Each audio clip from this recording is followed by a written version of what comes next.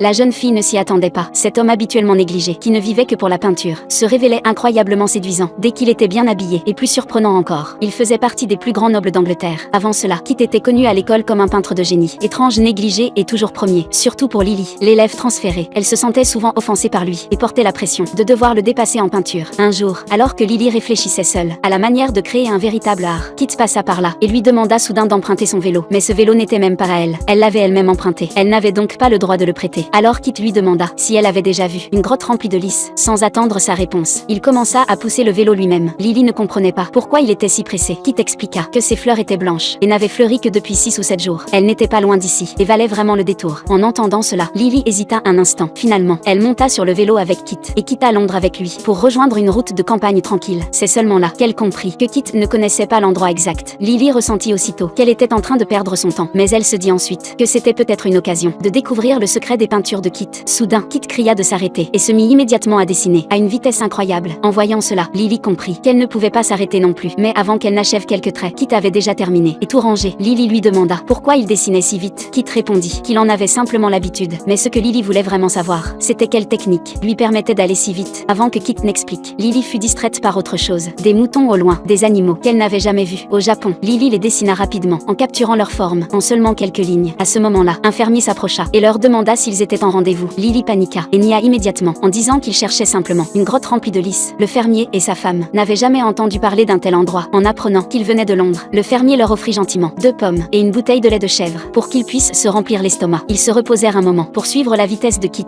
Lily sortit un outil traditionnel japonais, appelé le hat. Avec seulement quelques gestes simples, elle captura avec précision un rouge-gorge sur le moment.